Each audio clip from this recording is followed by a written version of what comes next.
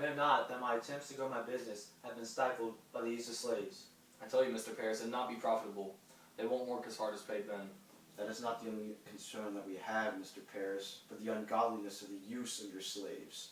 Think you have the gall to talk about ungodliness, Henry? Your very business breeds immorality. But I beg to differ, Mr. Paris. I don't think I force my patrons to consume my quality spirits, and I don't use slave labor. That is a difference there. How dare you criticize the will of God like that, you sniveling coward? My slaves are lesser beings. It do not matter how I use them. Your sick ideas somehow get you this far. Are you really to say that we are all already either destined to be damned or saved, and that nothing we do on God's green earth can change this? Now, men, let us not talk about our religions and focus on the business of Mr. Paris's slaves. No, Darren, I must resolve this business and make a serious inquisition into this man's beliefs about God. Now is not the time for futile bickering, gentlemen. We must. I believe I must explain myself. Do excuse us, Mr. Freeman. You see, Mr. Calhoun, it is God's will, you know, that determines who will be saved, and His will only. If God is to be unbound by time, the certainly truth is that He has already decided all of our fates.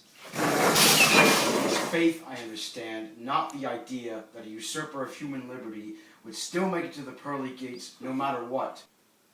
I have told you once, and I will not tell you again. I have committed no sin. You are the greater aggressor against morality in this case, Henry, so just... Enough of this! Sit you both down.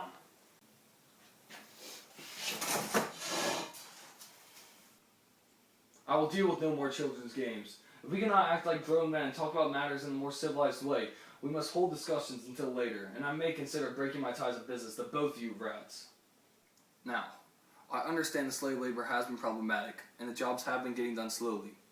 I will recommend some of the townsfolk to your plantation, Mr. Paris, but you must pay them, and pay them well, or they will come to me. Your slave labor is both ineffectual and what Henry was saying immoral. It is not the question of who will cut the sugar cane if there are no slaves, but we must end this wickedness for the benefit of us all. I may agree to this, but give me some time to consider. You have until the 1st of the 7th month, Mr. Paris. We will both break ties with you. Agreed? Agreed. I'm glad we could finally settle this with respect. Let us now have a drink.